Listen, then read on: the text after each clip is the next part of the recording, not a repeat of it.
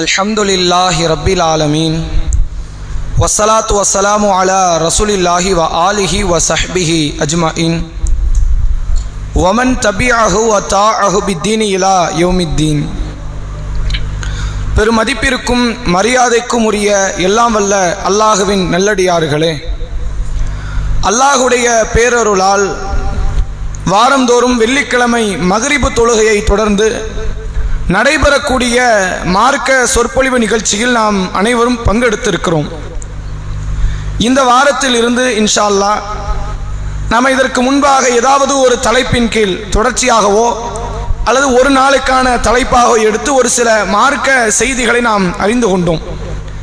அதற்கு கொஞ்சம் வேறுபட்டதாக இதுவும் மார்க்க சொற்பொழிவு தான் என்றாலும் நபிமொழி தொகுப்புகளிலே இருக்கக்கூடிய தலைப்புகளை தேர்வு செய்து அந்த தலைப்பின் கீழ் அந்த ஹதீஸ் அறிஞர் கொண்டு வந்திருக்கக்கூடிய செய்திகளின் விரிவுரையை அறிந்து கொள்ளலாம் என்பதை ஒரு அடிப்படையாக நாம் இப்போ எடுத்திருக்கிறோம். இப்போ ஏன் இந்த நிலை அப்படின்னா, இப்போ நம்ம எல்லாருமே சஹி புகாரி, சஹி முஸ்லிம் போன்ற ஹதீஸ் கிரந்தங்களை குறித்து அதிகமாக நாம் விழிப்புணர்வு ஏற்படுத்தி கொண்டு இருக்கிறோம். மார்க்கம் என்றால் திருக்குரானும் அந்த திருக்குரானுக்கு விளக்கமாக வந்திருக்கக்கூடிய நபிமொழிகளையும் அறிந்து வைத்திருப்பது மட்டும்தான். அப்ப அந்த நபிமொழிகளை நாம எப்படி புரிந்து வைத்திருக்கிறோம் என்றால், பயான்ல கேட்டால் மட்டும்தான் நபிமொழி. குரான் எல்லார் வீட்டிலும் இருக்குது, எல்லாராலும் திறந்து படிப்பதற்கு ஏற்ற ஒரு வாய்ப்பு சூழ்நிலைகள் இருக்கிறது. ஆனால் ஹதீஸுகளை நீங்கள் எடுத்துக்கொண்டால் எல்லாராலும் படிப்பதற்கான வாய்ப்பு இருந்தாலும் அதை எடுத்து படிப்பது கிடையாது. வீடுகளில் புகாரியோ முஸ்லிமோ வாங்கி வைத்திருப்பவர்கள் ரொம்ப சொற்பமான மக்கள். அதை வாங்கி வைத்திருந்தாலும் அது நம்முடைய வீடுகளின் அலமாரிகளை அலங்கரிக்குமே தவிர அதை எடுத்து படிப்பதற்கான ஒரு முயற்சியை நாம் ஈடுபட்டு இருக்க மாட்டோம். இந்த ஒரு வகையில் வேண்டுமானால் தப்லீக் ஜமாத் சகோதரர்களை நம்ம உண்மையே பாராட்டலாம். என்ன காரணம் என்றால், அவர்கள் இந்த முன்தஹப் ஹதீஸ் என்கிற பெயரில் உள்ள நூலை, அமல்களின் சிறப்பு, ஃபதாயிலுல் அமால், ஃபதாயிலுல் சதகா என்ற ஒரு 3 புத்தகத்தை வச்சிருக்கிறாங்க. அதுல சில அடிப்படைகள் குர்ஆன் ஹதீஸுக்கு எதிரானதும் இருக்கிறது, மறுக்கப்பட வேண்டிய பலகீனமான செய்திகள் இருக்கு. இதனால தான் நம்ம தாலீம் ஓத வேண்டாம் நம்ம சொல்றோம். ஆனால் அந்த வழிமுறை இருக்குல்ல, வீட்டில் இருக்கிற குடும்ப பெண்களால், குடும்ப ஆண்களால் தங்களுக்கு மத்தியில் ஹதீஸுகளை படிக்கக்கூடிய இந்த வழிமுறை என்பது உண்மையில் வரவேற்கப்பட வேண்டிய ஒரு காரியம். ஏன் நம்முடைய மக்கள், பொதுவாக முஸ்லிம்கள் அதிகமானவர்கள் இந்த ஹதீஸ்களை எடுத்து படிக்கவில்லை என்றால், அதை படிப்பதற்கான சூழ்நிலைகளை நாம வகுத்துக் கொள்வது கிடையாது. அதை ஒரு விழிப்புணர்வாக ஏற்படுத்த வேண்டும் என்பதற்கு நபிமொழி தொகுப்புகளில் அந்த நபிமொழிகளை பதிவு செய்த இமாம்கள் சில தலைப்பு வாரியாக ஹதீஸ்களை பதிஞ்சிருக்கிறாங்க. அதுல ஒரு பர்டிகுலரா ஒரு தலைப்பை தேர்வு செய்து அதுல என்னென்ன ஹதீஸ்களை எல்லாம் அவர் கொண்டு வருகிறார், அந்த ஹதீஸினுடைய விரிவுரை என்ன என்பதை நாம் அறிந்து கொள்வதற்கு இந்த தலைப்பை நாம் தேர்வு செய்திருக்கிறோம். நபிமொழிகளின் விரிவுரை. அதுல நாம இப்ப தேர்வு செய்திருப்பது சஹி முஸ்லிமில் இருக்கக்கூடிய ஒரு தலைப்பை தேர்வு செய்திருக்கிறோம். எதுக்கு சஹி முஸ்லிம், சஹி புகாரி எடுத்திருக்கலாம்ல? முஸ்லிமை நாம் தேர்வு செய்வதற்கு, அந்த ஹதீஸ் கிரந்தத்தை தேர்வு செய்ய என்ன காரணம் என்றால், புகாரியில் இடம்பெற்றிருக்கக்கூடிய ஹதீஸ் பிரபலியமான ஹதீஸ். புகாரியில் இடம்பெற்றிருக்கக்கூடிய ஏராளமான ஹதீஸ்கள் எப்படிப்பட்டது என்றால் பிரபலியமான செய்திகளாக இருக்கும். சிலது நமக்கு தெரியாத செய்திகளும் உண்டு. ஆனால் ரொம்ப அரிதான செய்திகளை ஆதாரப்பூர்வத்தோடு பதிந்திருக்கிறார் என்றால் அது இமாம் முஸ்லிம் ரஹிமஹுல்லாஹ் அவர்கள். அவருடைய புத்தகம் வெறும் 4 பாகம் தான். தமிழ் மொழிபெயர்ப்பில் நீங்க பார்க்கலாம், ஒரு 4 பாகம் தான் அவருடைய புத்தகம் உண்டு. அதிகபட்சம் 5000 நபிமொழிகளைத்தான் அவர் பதிவு செய்திருக்கிறார். புகாரி இமாம் 7000த்திற்கும் அதிகமான நபிமொழிகள், முஸ்லிம் இமாம் 5000த்திற்கும் அதிகமான நபிமொழிகளை பதிவு செய்திருக்கிறார். 2 பேருக்கும் உள்ள ஒரு வேறுபாடு என்னவென்றால், புகாரியில் இடம்பெற்றிருக்கக்கூடிய ஹதீஸ்களை அதிகமாக நாம பயான் வாயிலாக, சொற்பொழிவுகள் வாயிலாக கேட்டிருக்கிறோம். ஆனால் முஸ்லிமில் இடம்பெற்றிருக்கக்கூடிய பெரும்பான்மையான ஹதீஸ்களை இன்றைக்கு மக்கள் அறிந்து கொள்ளவில்லை என்பதனால் அந்த தலைப்பை இமாம் முஸ்லிம் அவர்களுடைய புத்தகமான சஹி முஸ்லிமில் இடம்பெற்றிருக்கக்கூடிய ஹதீஸ்களில் ஒரே ஒரு கண்டென்ட்டை மட்டும் எடுத்து நம்ம இன்ஷா அல்லாஹ் நம்ம தொடரா பேசுவோம். ஒருவேளை இந்த தலைப்பு, இதன் மூலமாக கொடுக்கப்படுகிற மார்க்க செய்தி நமக்கு அதிகமான ஆர்வத்தை தூண்டுமே ஆனால் அடுத்தடுத்த தலைப்புகளை எடுப்பதற்கு நம்ம முயற்சி செய்வோம். அதுல நாம இன்னைக்கு பார்க்கக்கூடிய தலைப்பு என்னவென்றால், சஹி முஸ்லிமுடைய 53வது அத்தியாயம். சஹி முஸ்லிம் அவர் ஒரு அத்தியாயமாக தான் போட்டு எல்லாருமே அப்படித்தான் பதிவு செய்வாங்க. ஒருத்தர் மட்டும் அதுக்கு என்ன மாற்றம்னா, அகமதுங்கிற ஒரு இமாம் உண்டுல்ல, 4வது மதுஹப், அகமது பின் ஹம்பல், அவர் ஒரு புத்தகத்தை எழுதியிருக்கிறாங்க. கிட்டத்தட்ட 28,000க்கும் அதிகமான ஹதீஸ், இருக்கிறதே அதிக ஹதீஸ் உள்ள நபிமொழி தொகுப்பு அதுதான். அவர் எந்த விதத்தில் அறிவிப்பு எடுத்திருக்கிறார் அப்படின்னா, அபூபக்கர் ரலியல்லாஹு அறிவிக்கிற ஹதீஸாக கொண்டு வந்துருவார், உமர் ரலியல்லாஹு அவங்க அறிவிக்கிற ஹதீஸாக கொண்டு வருவாங்க. அதனால தான் பேர் முஸ்னத் அகமது. சனதை அறிவிக்கக்கூடியவரை வைத்து தான் ஹதீஸுடைய தொகுப்பே இருக்கும். அபூபக்கர் அறிவிச்சாங்கன்னா அபூபக்கர் தொழுகை சம்பந்தமா, நோன்பு சம்பந்தமா, ஜக்காத் சம்பந்தமா எல்லாம் அப்படி கொச்சன்னு ஒரே தலைப்புல இருக்கும்.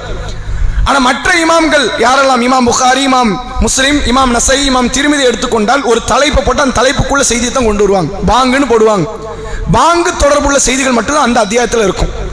நோன்பு என்று தலைப்பு இருக்கும். நோன்பு தொடர்பா, நோன்புனா அந்த நோன்பு, ரமலான் காலம், ஈத்திகாஃபு, அந்த தொடர்பான செய்திகள் மட்டும்தான் அந்த தலைப்புல இருக்கும். அப்படி ஒரு தலைப்பு தான் இமாம் முஸ்லிம் ரஹிமஹுல்லாஹ் அவர்கள் போட்டிருக்கிறார்கள், கிதாபு ஸுஹுத் வ ரகாயிக். கிதாப் அப்படின்னா அத்தியாயத்துக்கு அரபுல கிதாப்னு சொல்லுவாங்க. கிதாப்னா புத்தகம், வேதம், அந்த அர்த்தம் இருப்பதை போன்று இன்னொரு அர்த்தம் என்ன, அத்தியாயத்திற்கு பாடத்திற்கும் அந்த தலைப்பு எப்படி போடுவாங்கன்னா கிதாப் என்று போடுவார்கள். கிதாபு ஸுஹுத் வ ரகாயிக் 53வது தலைப்பு. இமாம் முஸ்லிம் ரஹிமஹுல்லாஹ் அந்த தலைப்பு போட்டு தான் அவருக்கு கிடைத்த ஹதீஸ்களை இந்த தலைப்புக்கு கீழே கொண்டு வருகிறார். எதுக்கு இந்த தலைப்பு? அந்த தலைப்பினுடைய வார்த்தை என்ன, அர்த்தம் என்ன அப்படின்னா, ஸுஹுத் அப்படின்னா உலகத்தின் மீது ஆசையற்ற ஒரு தன்மை. ஸுஹுத்னா என்ன அர்த்தம்? உலகம்லாம் வேண்டாம்பா, எதுக்கு, நமக்கு தேவையில்லை என்ற அந்த எண்ணத்திற்கு பெரு ஸுஹுத். இஸ்லாம் இந்த எண்ணம் இருக்கணும்னு சொல்லுது. இப்ப இருக்கணும்னா எந்த அளவுக்கு இருக்கணும்?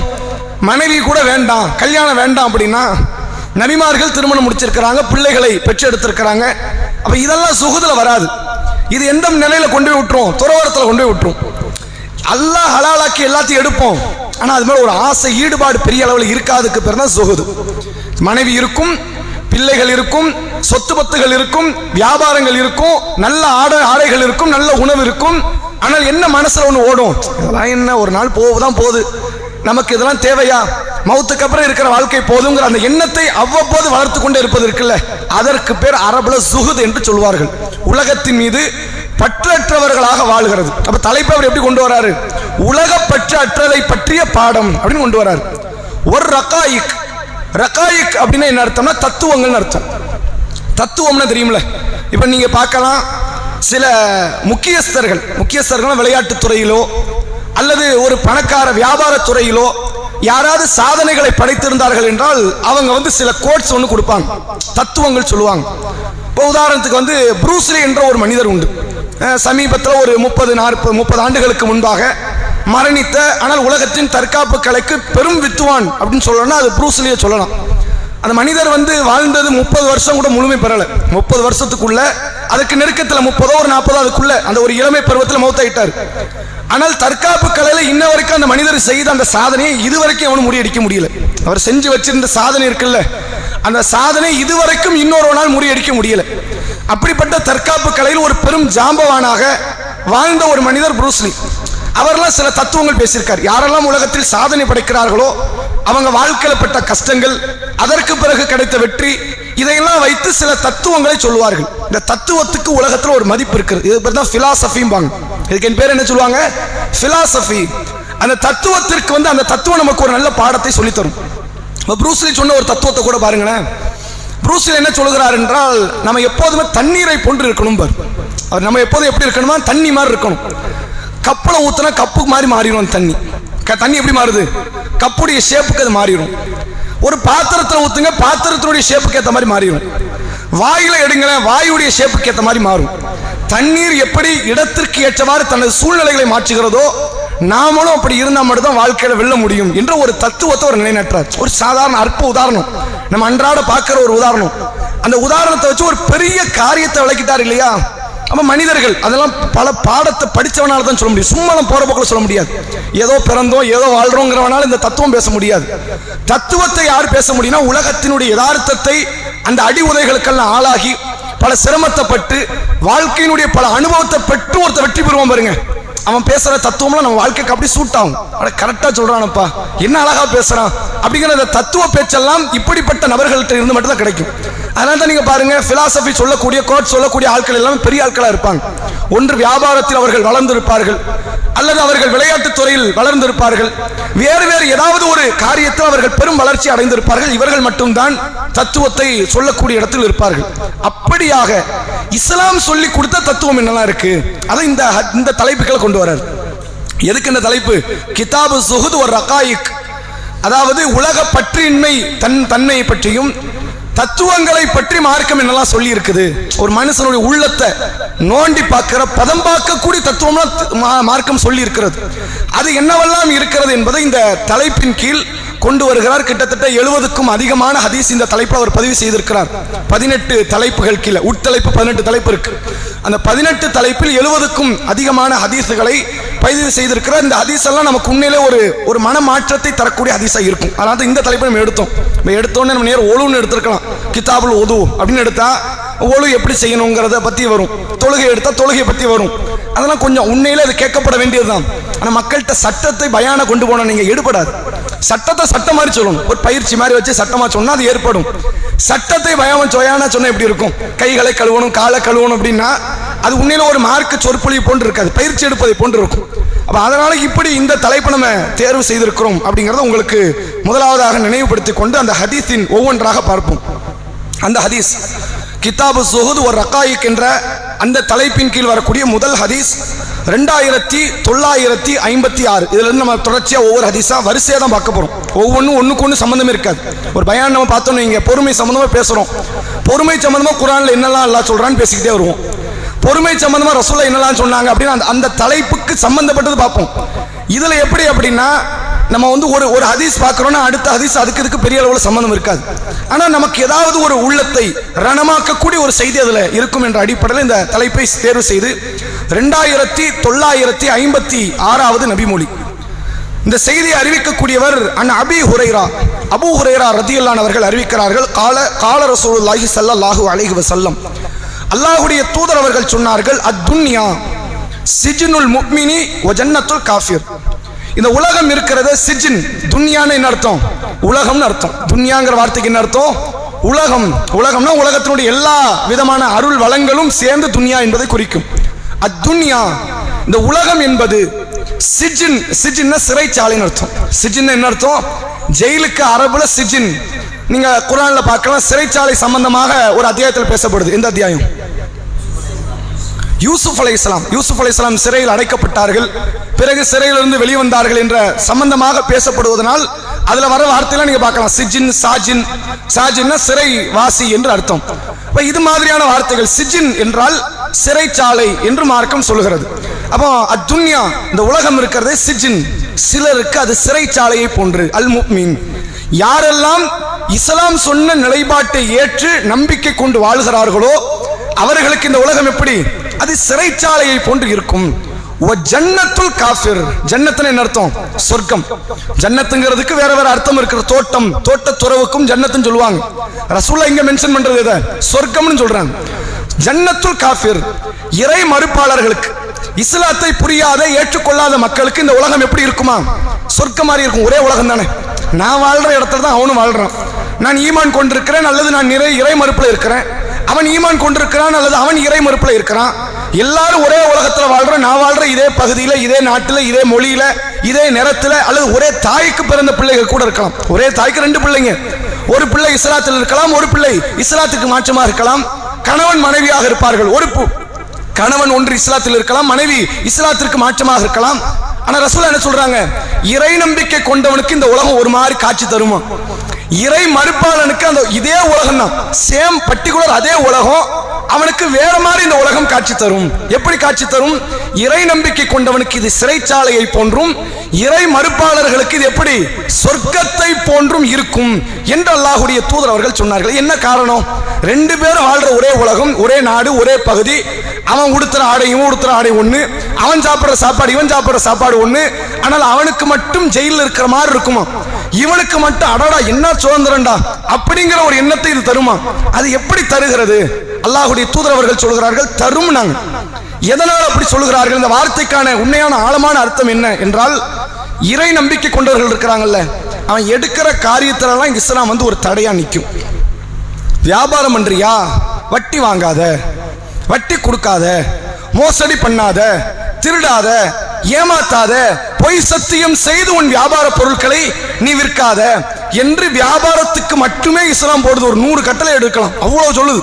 இன்னென்ன வகை வியாபாரம் கூடாது, அவனுக்கு தெரியாம பொருட்களுக்குள்ள கலப்படம் கூடாது என்று வியாபாரம் ஒரு கண்டென்ட் எடுத்தா அதுக்குள்ள 1000 சட்டத்தை இஸ்லாம் சொல்லுகிறது. இவ்வளவு ரூல்ஸை ஃபாலோ பண்ணி அந்த வியாபாரத்தை பண்றதா இருந்தா பண்ணு, இல்ல போனா வட்டியில விழுந்துருவேன், மோசடியில் விழுந்துறேன், வியாபாரம் பண்ணக்கூடாது. சிறைச்சாலையில் எப்படி சட்டத்திட்டங்கள் போடப்படுமோ இஸ்லாமியனுக்கு இந்த துன்யாவில் சட்டத்திட்டங்கள் போடப்படும். அவனால் அங்க நிம்மதியா இருக்க முடியுமா?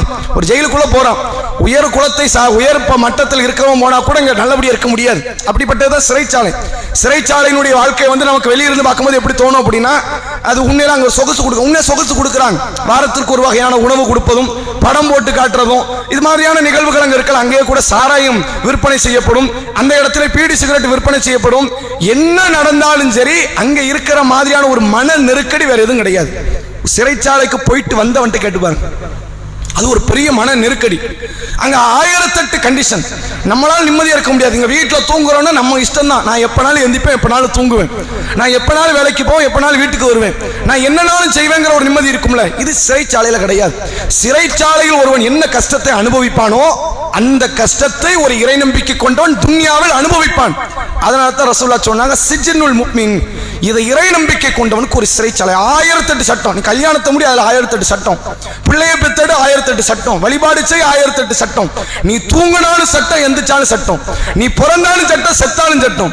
எல்லா விஷயத்திலும் எல்லா ஒரு மார்க்க சட்டங்களை சொல்லி இப்படித்தான் வாழ வேண்டும் என்ற ஒரு வாழ்க்கை நெறியை இஸ்லாம் சொல்லி தந்திருக்கிறது.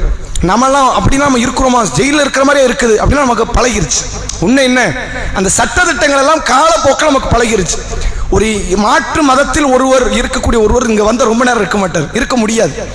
என்ன பண்ணக்கூடாது, இங்க வந்து என்னன்னா அந்நிய பெண்களை பார்க்க கூடாது, அப்படி சட்டம் வரும்.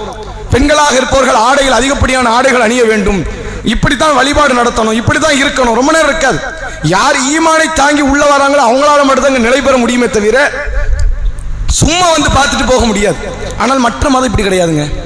வேற எந்த மதத்தை நீங்க எடுங்களேன், கிறிஸ்துவ மதத்தை நோக்கி மக்கள்ல ஒரு சில பேர் ஒரு காலத்துல அணி திரண்டார்கள். என்ன காரணம் தெரியுமா? அங்க ரூல்ஸே கிடையாது. என்ன கிடையாது, வாரத்தை ஒரு முறை கடவுளை வழிபட்டால் போதும், அதுவும் கட்டாயம் கிடையாது. அந்த ஞாயிற்றுக்கிழமை போகணும் கூட கட்டாயம் கிடையாது. கடவுளை போய் தொழாம இரு, பேரை மட்டும் மாத்திக்க, ஐயப்பன்கிற உன்னுடைய பேரை ஜோசப்னு மாத்திக்கிட்ட முடிஞ்சு போச்சு, நீ கிறிஸ்துவன். இவ்வளவுதான் அங்க சட்டமே தவிர ஜோசப்புங்கிறவன் ஐயப்பன் மாறிக்கலாம். அங்க ஏதாவது சட்டம் இருக்குதா ஐயப்பன் மாறினதுனால? இல்ல நீ கண்டிப்பா வந்து வார வாரம் வெள்ளிக்கிழமை கோயிலுக்கு வரணும்னு சட்டம் இது இருக்குதா? விரதம் பிடிச்சாகணும் சட்டம் இது இருக்குதா? மது அருந்த கூடாதுன்னு சட்டம் இருக்குதா? ஒண்ணுமே கிடையாது. எந்த மதத்திலிருந்து எந்த மதத்துக்கு போனாலும் சட்டத்திட்டம் கிடையாது. ஆனால் இஸ்லாத்தை பொறுத்த வரைக்கும் இங்க உள்ள வந்த ரூல்ஸ் அதிகம். அந்த ரூலை நீ ஃபாலோ பண்ணணும். ஃபாலோ பண்ணலைன்னா நீ ஒரு உண்மை முஸ்லீமாக நீ வாழ முடியாது என்று சட்டத்திட்டங்களை அதிகம் சொல்லுவதனால இது இறை நம்பிக்கை கொண்டவனுக்கு ஒரு சிறைச்சாலை. ஆனால் ரசூலுல்லாஹ் சொன்னாங்க, ஜன்னத்துல் காஃபிர், இறை மறுப்பாளர்கள் இருக்கிறார்களே, எனக்கு அல்லாஹ் வேண்டாம், அல்லாஹ்வுடைய மார்க்கம் வேண்டாம், அல்லாஹ்வுடைய தூதர் வேண்டாம் என்று எவன் வாழுகிறானோ அவன் இஸ்லாத்தின் பேர்ல கூட வாழலாம். அப்படி இருக்கிறாங்கல்ல, முஸ்லீம்னு சொல்லிக்குவாங்க சில பேர், தன்னை வந்து அப்துல்லா, அப்துல் காதர், அப்துல் ரஹ்மான் சொல்லிக்குவாங்க. ஆனால் உண்மையில உள்ளத்துல ஈமான் இருக்காது, செயல்பாட்டில் இஸ்லாம் இருக்காது.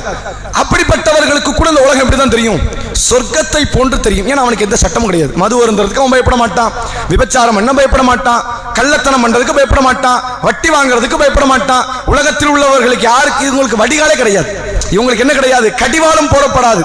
இவன் இஷ்டத்திற்கு எல்லாத்தையும் செய்வான். அரசோ சட்டமோ வந்து தடுக்காத வரை இவனை எவனுமே தடுக்க முடியாது. அப்படிப்பட்ட எல்லா விதமான அட்டூழியங்களையும் இந்த இஸ்லாம் அல்லாத, இஸ்லாம் உள்ளத்திற்குள் நுழையாத அத்தனை பேருக்குமே இந்த உலகம் வந்து விரிவாக்கப்பட்ட ஒரு சொர்க்கத்தை போன்றுதான் காட்சி தரும். பார்க்கலாம், விபச்சாரம்னு ஒண்ணு இருக்குல்ல, அந்த விபச்சாரத்தை இஸ்லாம் தடுத்த அளவிற்கு வேற யாரும் தடுக்கல. அதனால தான் நம்மளை பார்த்து அடிப்படைவாதிங்கணும்.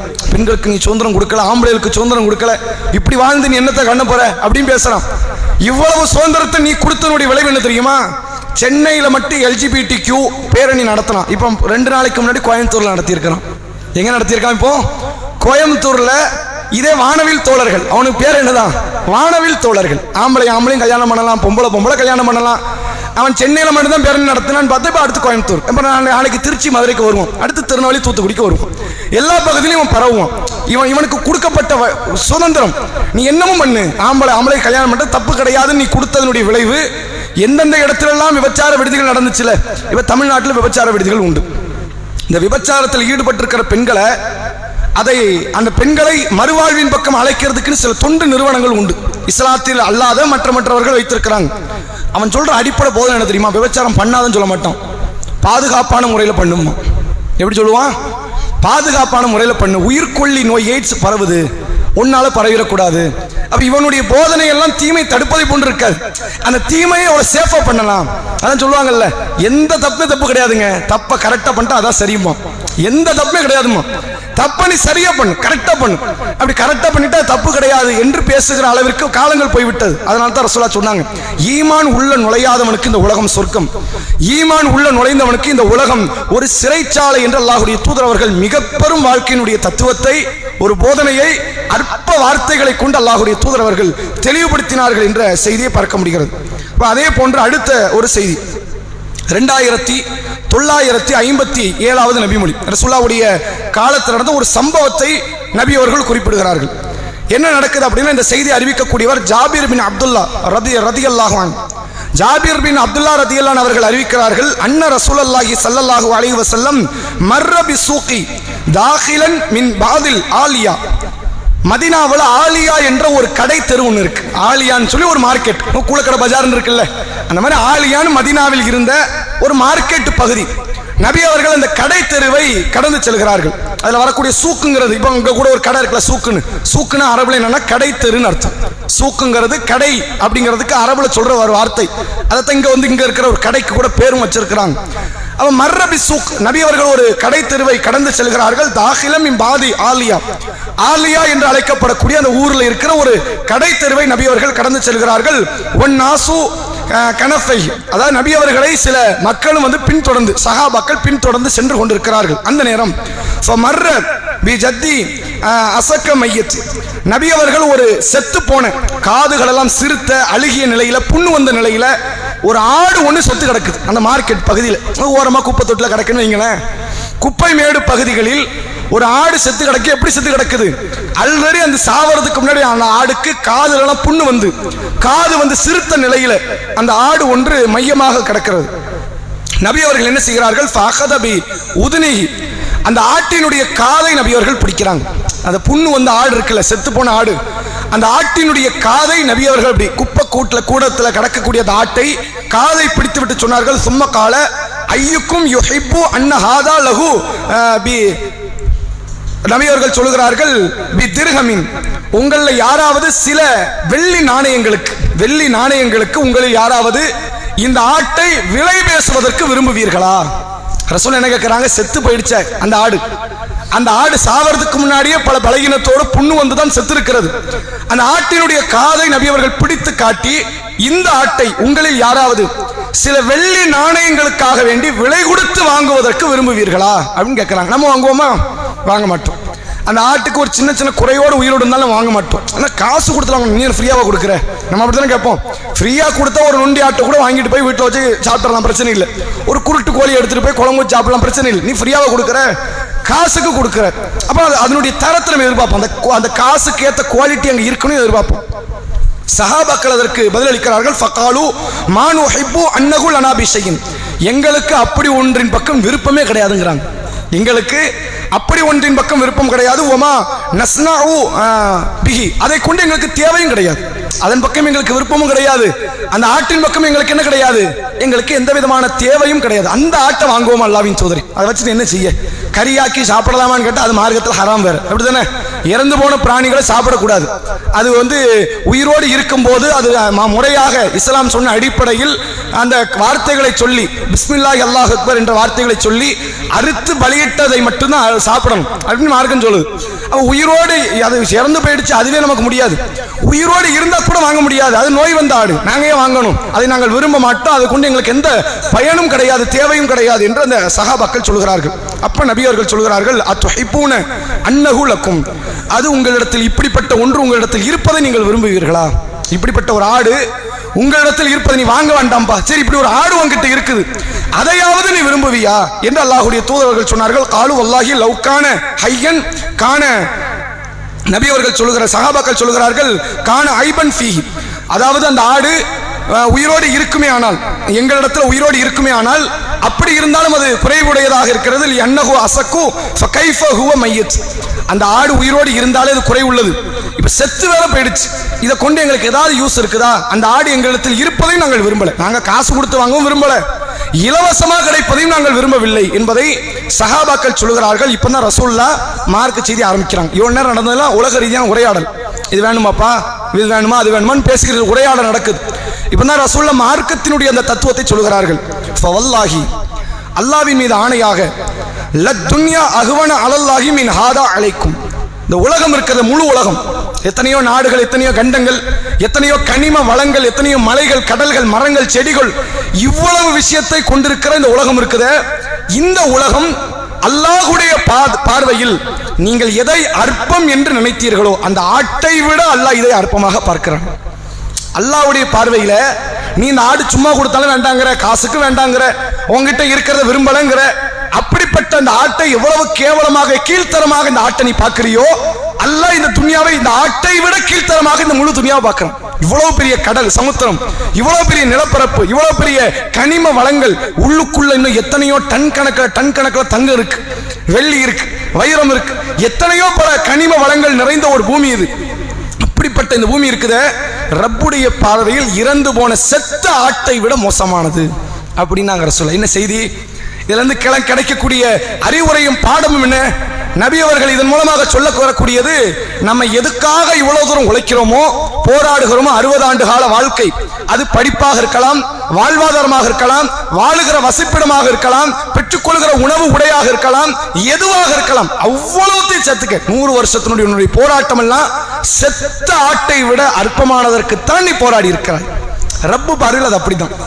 ரப்பு பார்வையில ஒண்ணுமே கிடையாதுடா, இதெல்லாம் ஒண்ணுமே இல்லாததுக்கு தான் நீ ரொம்ப அழட்டிக்கிற. ஐயோ போயிடுச்சு, 5 லட்சம் ஆயிடுச்சு, 10 லட்சம் நஷ்டம் ஆயிடுச்சு, அது ஆயிடுச்சு, இது ஆயிடுச்சு, என்னலாமோ நம்முடைய கிடைக்க போன வேலைகள் தவறி இருக்கும், நமக்கு கிடைக்காம வேற ஒருத்தருக்கு கிடைச்சிருக்கும். அந்த பொறாமை, காழ்ப்புணர்வு, நீ உலகத்துல வன்மத்தை வைத்துக் கொண்டு பகையை கக்கிறது, இன்னொருத்த மேல கொண்டு இருக்கக்கூடிய குரோத எண்ணம், அடுத்தவனை நீ அழிக்கணுங்கிறது, இது எல்லாம் செத்த ஆட்டுக்கு நீங்க போடுற போட்டி. செத்த ஆட்டுல முழு பகுதி கூட நம்ம போட்டி போடலையே. நம்ம யாராவது இந்தியாவினுடைய பிரதமர் ஆகணும் யாருக்காச்சும் ஆசை உண்டா? ஒரு குறைஞ்சபட்ச ஆசையாக நமக்கு இருக்காங்க? வாய்ப்பு கிடையாது. அதெல்லாம் நடக்காத ஒரு காரியங்கள் நம்ம மனசளவு நினைச்சிருக்கோம். நடக்கோ இல்லையா அது வேற. ஆனா கண்டிப்பா இப்போதைய சாத்தியக்கூறுக்கு உண்டா? இயல்பா கிடையாது. நம்ம எல்லாருக்குமே மிஞ்சி மிஞ்சி போன என்ன ஆசை இருக்கும்? இதே நம்முடைய சொந்த பகுதியில் ஒரு 4 வீடு நமக்கு சொந்தமா இருக்கணும், ஒரு 4 கார் இருக்கணும், ஒரு 4 கோடி இருக்கணும். இதை தாண்டி என்ன கேட்டுற போறோம்? அதையும் தாண்டி கேட்கறதா ஒரு 100 வருஷம் வாழணும். மேற்கொண்டு வாழ்ந்துட்டா நம்ம பிள்ளைகளை கொண்டு போய் கபரில் வச்சிருவோம்.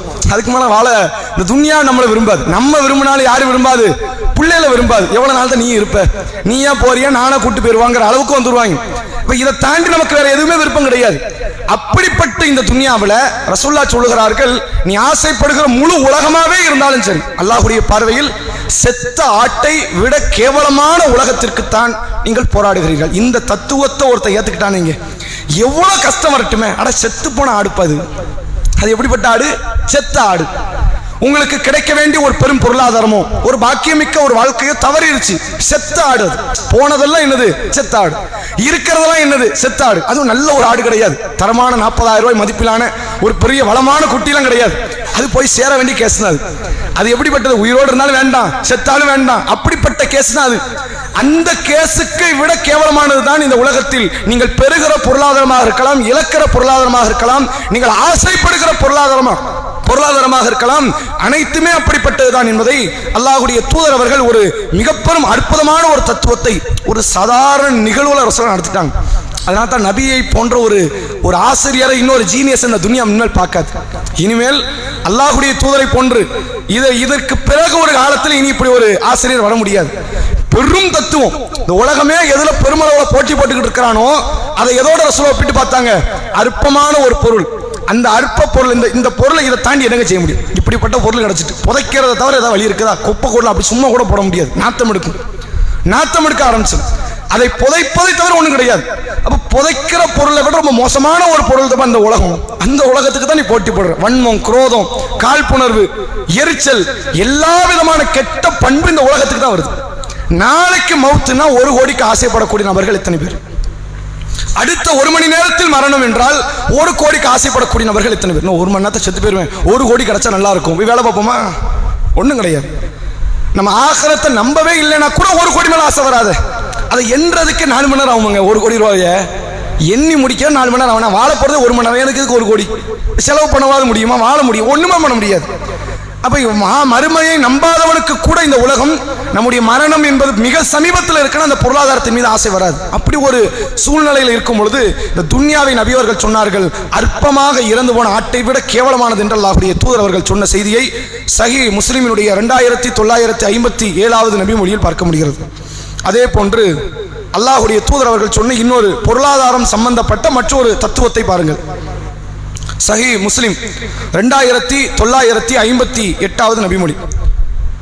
ரசூல் ஸல்லல்லாஹு அலைஹி வஸல்லம் அவர்களை பற்றிய ஒரு செய்தியை சஹாபாக்கள் அறிவிக்கிறார்கள். கால, ஒரு நபித்தோழர் சொல்கிறார், அத்தைத்து நபிய ஸல்லல்லாஹு அலைஹி வஸல்லம் வஹுவ யக்ரஉ.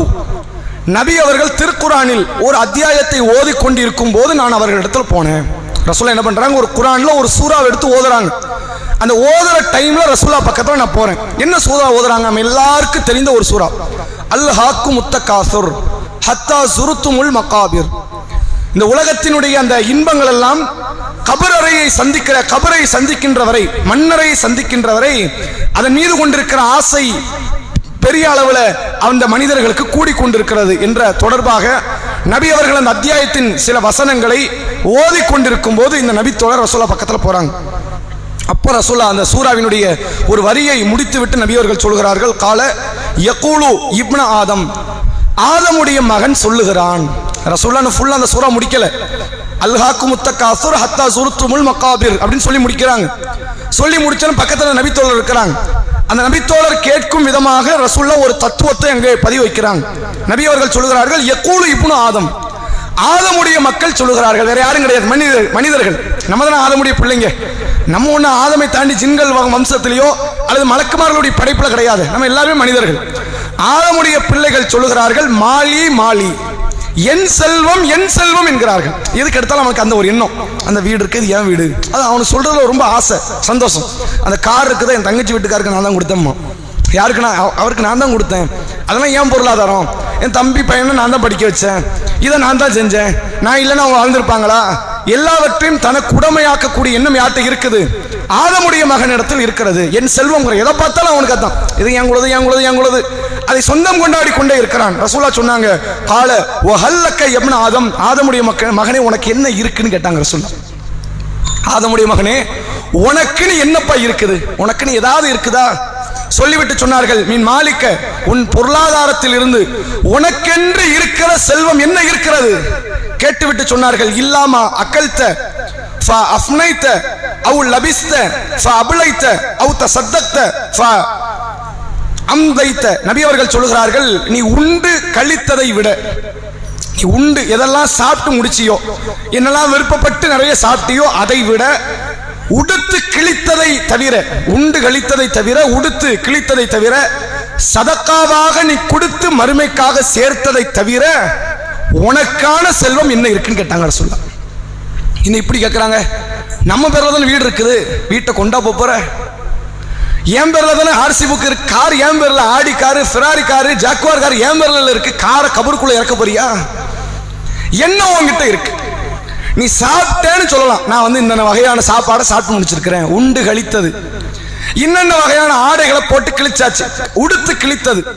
கொஞ்சத்தை உறவுக்காரர்கள், அண்டை வீட்டார்கள், ஏழை எளியவர்களுக்கு கொடுத்து மறுமைக்காக சேர்த்திருக்கிறேன். இந்த மூன்றை தவிர ஆதமுடைய மகனுக்கு என்ன இருக்கு? ஏதாவது இருக்குதா? ஏதாவது சொந்தமாகுமா? அட, இறந்ததுக்கு அப்புறம் நம்முடைய பொருளாதாரத்தை ஒருவேளை கபருக்குள்ள வைத்து புதைத்தால் கூட அந்த பொருளாதாரத்தை மறுமை வரை கொண்டு செல்ல முடியுமா? போட்டிருக்கிற கஃபனோட கூட மறுமை மன்றத்தை சந்திக்க முடியாது. கடைசியா தரது கஃபன் துணி, அதை மட்டும் வச்சு நம்முடைய முழு உடம்பையும் சுத்தி கொண்டு வந்து போட்டாச்சு. மறுமை நாளுக்கு போகும்போது கஃபனையாவது கொண்டு போக முடியுமா? எல்லா மனிதர்களும் ஆரம்பத்தில் எப்படி படைக்கப்பட்டார்கள் அப்படியே நம்மிடத்தில் மீள்வார்கள். சுண்ணத்து செய்யாதவர்களாக, செருப்பணியாதவர்களாக, அதாவது ஆடைகளை அணியாதவர்களாக, நிர்வாணமான மனிதர்களாக நாளை மறுமை நாளில் ஒட்டுமொத்த ஆண்களும் பெண்களும் அல்லாஹ்வுடைய மன்றத்தில், விசாரணை மன்றத்தில் ஒன்று திரளுவார்கள். என்ன உனக்குன்னு இருக்கு? ஏதாவது சரி, குறைஞ்சபட்சம் பொருளாதாரத்தை விட்டு பேரு புகழாவது நிலைக்குமா? அதையாவது பேசும். உனக்கு பணம் காசு வராது, உன் பிள்ளைகளை கொண்டு வந்து கபர்ல போட மாட்டான். இந்த பேருன்னு ஒன்று சேர்த்து வச்சிருக்கல, ஒரு ஊர்ல பெரிய பண்ணையாரு, மிகப்பெரிய ஆளு, செத்ததுக்கு அப்புறம் மையத்துன்றுவான். செத்ததுக்கு அப்புறம் உன் பேர் என்ன? மையத்து. ஜனாசாவை எப்போ தூக்குவீங்க? தகவலே இப்படிதாங்க. முதல்ல இவர் இறந்துட்டாருன்னு வரும். அந்த அப்துல் காதர் இருந்தார்ல, அந்த சவுதியில் வேலை பார்த்தாரு, ஆள் மையம் இன்னாலில்லாஹி வ இன்னா இலைஹி ராஜிஊன் முடிஞ்சிருச்சு. அடுத்த கேள்வி என்ன தெரியுமா? ஜனாசாவை எப்போ தூக்குவீங்க, அப்துல் காதரை எப்போ தூக்குவீங்கன்னு வராது கேள்வி. பதில் அடுத்த கேள்வி எப்படி வராது? அப்துல் காதரை எப்போ தூக்குவீங்க, ஆமினா அம்மாவை எப்போ, இந்த வார்த்தையே வராது. மையத்தை எப்போ எடுக்கிறீங்க, டைமிங் என்ன, நாளை கழிச்சு, ஏன் அவ்வளோ சீக்கிரம்? அடுத்த கேள்வி என்ன, நாளை கழிச்சுக்கு என்ன வந்துச்சு? காலையில் மௌத்தா இருக்காங்க, நான் அசரில் எடுத்துட வேண்டியதானே, வேலையை முடிச்சுட்டு போக வேண்டாமா? நாங்கள் இந்த மையத்தை எடுக்கணும், நாங்கள் ஆத்து கிடக்கணுமா? இல்லை, வெளிநாட்டிலேருந்து பேரன் வரானா, பேத்தி வராலாம், அவ்வளவு தாமதம் ஆகணுமா? இவனுக்கு இருப்பு கொள்ளாது, நான் அடுத்த ஜோலிக்கு போக வேண்டாமா? எப்போ மண்ணள்ளி தலையில தூக்கி போட்டு போலான்னு தான் வெயிட் பண்ணிக்கிட்டு இருக்கிறோம். நிலைமை என்ன பாருங்க. நம்ம மரணிக்கிறதுக்கு முன்னாடி வரைக்கும் பெருசா நம்ம புகழ்ந்தாங்க இல்ல, மௌத்தாய் ஒரு நாள் கடக்கிறது அவனுக்கு இருப்பு கொள்ளல. வீட்டுக்குள்ள மையத்தை வச்சுக்கிட்டே இருக்கவா, சீக்கிரம் கொண்டு போய் தள்ளிட்டோம்னா வீட்டை கழுவி விட்டு அடுத்த வேலைக்கு போயிடலாமே. நேற்று வரை கண்ணீர் வடித்தவன், நேற்று வரை எனக்காக பாசமாக ஆசையாக இருந்தவன், நேற்று வரை எல்லா காரியத்தையும் பண்ணவன், மௌத்தாயிட்டங்கிற தகவல் வந்தோடனே அப்படியே டிட்டு மாறிட்டான் பாருங்க. இந்த அப்படி தலைகளை மாறிட்டான். மையத்தை எப்ப எடுக்கிறது, உடனே கால் அடிச்சிடணும். யாருக்கு? ஜமாத்துக்கு அடிச்சிடணும். மையம் ஆயிட்டாரு, அறிவிப்பை சொல்லிருங்க, 4:30 மணி கரெக்டா ஷார்ப் எடுத்தரும். தகவல் போயிடும் ஜமாத்துக்கு, அறிவிப்பு செய்யக்கூடியவர்களுக்கு, குழி வெட்டுறவனுக்கு அடுத்த தகவல் போயிடும். ஆனா ஒருத்தர் மறக்கிறானான்னு பாருங்களேன். மாத்திரை வாப்பாவுக்கு மாத்திரை கொடுக்கறத மறந்துடுறான், உம்மாவுக்கு வந்து கையில காலில் கட்டு போடுறத மறந்துடுறான். குழி வெட்டுறவனுக்கு தகவல் சொல்ல ஒன்றும் மறக்க மாட்டேங்கிறான். எவனா ஒருத்தர் மறந்துட்டானா, கொண்டு போய் கபருக்கு வரைக்கும் கொண்டு போய் வச்சுட்டு குழி வெட்டுறவனுக்கு சொல்லவே இல்லையே தகவல்னு உலகத்துல ஒரு மையத்துக்காக அப்படி நடந்திருக்காங்க கிடையாது. அதெல்லாம் கரெக்டாக ப்ராப்பராக தகவல் போயிடும். குழி வெட்டுறவனுக்கு போயிடும், ஓலப்பாய்க்கு போயிடும், கட்டைக்கு போயிடும், கஃபனுக்கு போயிடும், மக்களுக்கெல்லாம் தகவல் போயிடும். ஒருவேளை நம்ம மறந்துட்டா கூட இன்னொருத்தவங்க ஞாபகப்படுத்திடுவோம், குழி வெட்ட சொல்லிட்டியான்ருவோம். நம்ம சுற்றி இருக்கிறவங்க எல்லாம் இந்த மைண்ட் செட்டில் தான் இருப்பான். என்னைக்கு நம்ம உழுவோம் கொண்டு போய் குழியில தள்ளலாங்கிறத காத்துக்கிட்டு இருக்கிறாங்க. ரசூலா சொல்றாங்க, உனக்குன்னு என்ன ப்ராப்பர்ட்டி இருக்கு, எதையாவது சொல்லு. நீ என்ன திருப்தியா மௌத்தாகும் போது நினைக்கலாம் தெரியுமா? நல்ல வேலை ஆசைப்பட்டதெல்லாம் கொஞ்சம் சாப்பிட்டுட்டோம் அப்படின்னு நினைச்சுக்கலாம். நல்ல விலை உயர்ந்த உணவுப் பொருளை எல்லாம் திருப்திகரமா சாப்பிட்டுட்டோம், விலை உயர்ந்த ஆடைகள் எல்லாம் போட்டு பார்த்தாச்சு, அந்த ஆடை இந்த ஆடை எல்லாம் போட்டாச்சு. வேற என்ன உன்னால சொல்ல முடியும், எதை உன்னால காட்ட முடியும்? மறுமைக்காக அதான் சொல்ல அந்த 3 காரியத்தை சொன்னாங்கல்ல, நீ உண்டு கழித்தது, உடுத்து கிழித்தது, மறுமைக்காக கொடுத்து சேர்த்தது. இந்த 3 தான் நீ செலவு பண்ணியிருக்கிற. 3ல 1 சேவிங்ஸ்ல இருக்கு, 2 அது செலவுல போயிடுச்சு. உண்டதும் செலவுல போயிடுச்சு, உடுத்தியதும் செலவுல போயிடுச்சு, கொடுத்தது மட்டும் இப்ப கொஞ்சம் சேவிங்ஸ்ல இருக்கு. அது மட்டும்தான் நீ மறுமைக்காக கொண்டு செல்லக்கூடிய செல்வத்தை தவிர வேறு எதுவும் கிடையாது. அல்லாஹுடைய தூதர் அவர்கள் ஒட்டுமொத்த மனித வாழ்வினுடைய ஒரு பெரும் தத்துவத்தை இந்த இடத்துல ரசூலா நிலைப்படுத்துறாங்க. இந்த மறுமைங்கிற தத்துவத்தை கூட விட்டுட்டு கூட பாருங்களேன். நம்ம ஏன் இந்த வார்த்தையை மீண்டும் மீண்டும் நினைவுபடுத்துறோம் அப்படின்னா, மறுமை என்ற ஒரு தத்துவம் இல்லை என்றாலும் இந்த இஸ்லாம் தோல்வி வராது. ஆனா மறுமைங்கிறது கட்டாயம் வரும். அதெல்லாம் ரத்தத்தில் நமக்கு ஊர்ன நம்பிக்கை. கண்டிப்பாக அல்லாஹ் மனித குலத்தை உயிர்ப்பிப்பான், விசாரிப்பான், சொர்க்க நரகத்தை தருவான், அவனும் உயிரோடு இருப்பான், நம்மளையும் முழுமையாக உயிரோடு வைப்பான்ங்கிறது நம்முடைய ஆழமான நம்பிக்கை. அந்த நம்பிக்கை ஒரு காலத்துக்கு பொய்யாகாது. ஒரு பேச்சுக்கு இது இல்லைன்னு வச்சுட்டு பார்த்தாலும் இந்த மாதிரி தத்துவத்தை சொல்ல உலகத்தில் யார் இருக்கிறா? யாருமே கிடையாது. அப்படிப்பட்ட ஒரு மிக பெரும் பிலாசபியை அல்லாஹுடைய தூதர் அவர்கள் சர்வ சாதாரண அப்படி போற போக்கில் சொல்லிட்டு போயிட்டாங்க. ஒரு கல்வி அறிவு இல்லாத ஒரு மனிதனால் இப்படி பேச முடியாது. வெறும் ஆடு மாடுகளை மட்டும் மேய்த்து கொண்டு தனது பேரை கூட எழுத தெரியாத ஒரு படிப்பறிவற்ற ஒரு மனிதனால் இப்படி பேச முடியாது. அல்லாஹுடைய ரசூலால மட்டும்தான் அந்த வார்த்தையை சொல்ல முடியும். நபி அவர்கள் அப்படிப்பட்ட ஒரு பெரும் செய்தி நமக்கு சொல்லி தந்திருக்கிறார்கள். அதே போன்று அடுத்த செய்தி நீங்கள் பாருங்கள். சஹி முஸ்லிம் 2959வது நபிமொழி. ரசூல்லா சொல்றாங்க, அபூ ஹுரைரா ரலியல்லாஹு அவர்கள் அறிவிக்கிறார்கள், அன்ன ரசூலுல்லாஹி ஸல்லல்லாஹு அலைஹி வஸல்லம் கால், அல்லாஹ்வுடைய தூதர் அவர்கள் சொன்னார்கள், யகூலுல் அப்து, ஒரு அடியார் சொல்லுகிறார், மாலி மாலி, எனது செல்வம் என்கிறார். இன்னமா லஹு மின் மாலுஹு ஸலாஸ், அவனுடைய செல்வம் எல்லாம் 3 தான். மா அக்கல அஃப்னா, அவன் உண்டு கழித்தது, அவ் லபிச வ அபல், அவன் உடுத்து கிழித்தது, அவ் அஅதா ஃபக்தனா, அவன் கொடுத்து சேர்த்ததை தவிர, வமா சிவா தாலிக ஃபஹுவ தாஹிபுன் வ தாரிகுஹு லின்னாஸ், இதை தவிர அவனுக்கு எந்த செல்வம் கிடையாது. இதை தாண்டி வைத்திருப்பதெல்லாம் அவனுடைய பிள்ளைகளுக்காக, மக்களுக்காக, வேற யாருக்கும் கிடையாது. அவனுக்கு விட்டு கொடுத்துட்டு போறான். வீட்டை கொண்டால கொண்டு போக முடியாது. நீ கொண்டு போகணும் என்று ஆசைப்பட்டாலும் எந்த பிள்ளையும் கொண்டு வந்து வைக்க போறதும் கிடையாது. உலகமும் அதை ஏற்றுக்காது, சமூகமும் அதை ஏற்றுக்கொள்ளாது. அப்படிப்பட்ட நிலையில் தான் இருக்கிறான் என்று அல்லாஹ்வுடைய தூதர் அவர்கள் இந்த செய்தி, நம்ம போன செய்தி பார்த்ததனுடைய ஒரு தொடர்ச்சியான வார்த்தை தான், கொஞ்சம் வார்த்தை வேறுபாட்டோடு வருகிறது. அடுத்த செய்தி நீங்கள் பாருங்கள். அல்லாஹ்வுடைய தூதர் அவர்கள் சொன்னார்கள், சஹீஹ் முஸ்லிம் 2960வது நபிமொழி. சமயத்து அனஸ் இப்னு மாலிக் ரலியல்லாஹு அவர்கள் சொல்கிறார்கள், நான் நபியிடத்திலிருந்து கேட்டேன். கால நபி ஸல்லல்லாஹு அலைஹி வஸல்லம், அல்லாஹ்வுடைய தூதர் அவர்கள் சொன்னார்கள், யத்தபிஉல் மையத்த ஸலாஸா, ஒரு ஜனாசாவை 3 காரியங்கள் பின்தொடர்ந்து செல்கிறது. ஒரு ஜனாசாவை 3 காரியங்கள் என்ன ஆகுது? பின்தொடர்ந்து செல்கிறது. ஃபயர்ஜஉ இஸ்னானி வயப்கா வாஹித், 2 திரும்பிவிடும், 1 அங்கே இருந்துவிடும். எல்லா ஜனாசாவையுமே 3 காரியங்கள் பின்தொடரும், 2 திரும்பிவிடும், 1 அங்கேயே இருந்துவிடும். நபி அவர்கள் சொன்னார்கள், யத்தபிஉஹு அஹ்லுஹு வ மாலுஹு வ அமலுஹு, அவனுடைய குடும்பம், அவனுடைய பொருளாதாரம், அவனுடைய செயல்பாடுகள், இந்த 3ம் பின்தொடர்ந்து போகிறது. ஃபயர்ஜி அஹ்லுஹு வ மாலுஹு, அவனுடைய குடும்பமும் பொருளாதாரமும் திரும்பி விடுகிறது. வயப்கா அமலுஹு, அவனுடைய செயல்பாடுகள் மட்டும் அங்கே முழுமையாக நிரந்தரமாக தங்கி விடுகிறது என்று அல்லாஹ்வுடைய தூதர் அவர்கள் சொன்னார்கள். சஹீஹ் முஸ்லிமுடைய 2960வது நபிமொழி. ரசூலுல்லாஹ் எவ்வளவு அழகா இந்த செய்தியை சொல்றாங்க பாருங்க. இதையுமே உலகத்தின் பெரும்பான்மையான மக்கள் உணர்ந்து கொள்ளல. இது சம்பந்தமாக அலெக்சாண்டர் என்ற ஒரு மன்னர், அலெக்சாண்டர் என்ற ஒரு முற்காலத்தில் வாழ்ந்த பல நாடுகளை தன்னுடைய ஆளுகைக்கு கீழே கொண்டு வந்து ஒரு பெரும் போர் வீரர். அந்த அலெக்சாண்டர் கிரஹாம்பல் இல்லை, அது அவர் விஞ்ஞானி, டெலிபோனை கண்டுபிடித்த அலெக்சாண்டர் என்ற ஒரு மாவீரர். அந்த வீரரை பொறுத்த வரைக்கும் அவர் எவ்வளவோ நாடுகளை வென்றார். கடைசியில் தன்னுடைய ஒரு சில அஜாக்கிரதையின் காரணமாக தன்னுடைய நாட்டின் ஒரு சில பகுதிகளை எல்லாம் இழக்க ஆரம்பித்தார். அவர் மரணத்துக்குரிய ஒரு சூழ்நிலை. அவரெல்லாம் குதிரையிலே தூங்கக்கூடிய நபர். தன்னுடைய வாழ்க்கையில பெரும் சுறுசுறுப்பாக செயல்பட்ட மனிதர்களுடைய பட்டியல் அவரும் ஒருத்தர். அந்த மனிதர் என்ன சொல்றாரு? மரண நேரத்தை அடைகிறார். மருத்துவர்கள்ட்டெல்லாம் சொல்றாங்க, என்ன சொல்றாங்க அப்படின்னா, நான் இன்னும் கொஞ்ச நேரத்தை இறந்துருவேன். பிரேதத்தை தூக்கிட்டு போகும்போது மருத்துவர்கள் எல்லாம் தூக்கிட்டு வரணும். இந்த ஊரில் உள்ள வைத்தியர்கள், அந்த காலத்தில் மருத்துவர்லாம் கிடையாது, வைத்தியர்கள்லாம் என் கூடயே வரணும். அதாவது என் ஜனாசாவை பிரேதத்தை தூக்கிட்டு போகும்போது அவர் முஸ்லீம்லாம் கிடையாது, ஆனால் ஒரு இஸ்லாமியன் அல்லாதவனுக்கு இருக்கிற தத்துவத்தை மட்டும் பாருங்க. மருத்துவர்கள் எல்லாம் எனக்கு கூட வரட்டும்.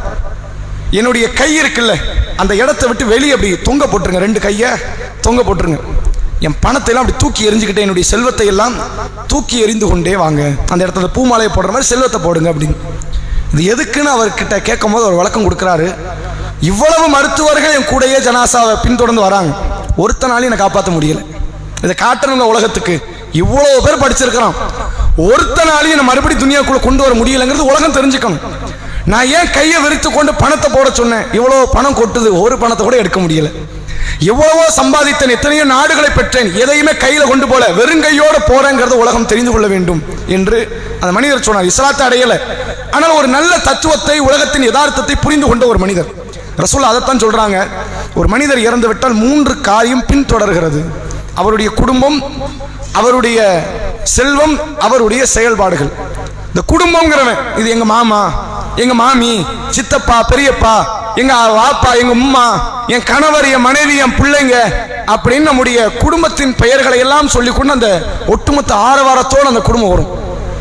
மெட்ராஸில் இருக்கிறவன் வேற எந்த நிகழ்ச்சிக்கு வர வந்திருக்க மாட்டான், இதுக்கு வருவான். சண்டை போட்டவன் வேற எந்த நிகழ்ச்சிக்கும் வந்திருக்க மாட்டான், இந்த இடத்துக்கு வந்துருவான். வெளிநாட்டில் இருக்கிறவன் கூட ஒரு பெருநாள் நேரம் வரணுமே, வேலைன்னு இருந்தவன் இதுக்கு வந்துருவான். இந்த விஷயத்திற்காக, மையத்துக்காக வேண்டி உலகத்தில் எங்கெல்லாம் இருக்கிறாங்களோ கூடுமான வரைக்கும் ஒரு 90-98% பேர், ஒட்டுமொத்த பேர் ஒன்று வந்துருவாங்க. யாருக்காவது வர முடியாது, நிர்பந்தம் தான் வர மாட்டாங்க.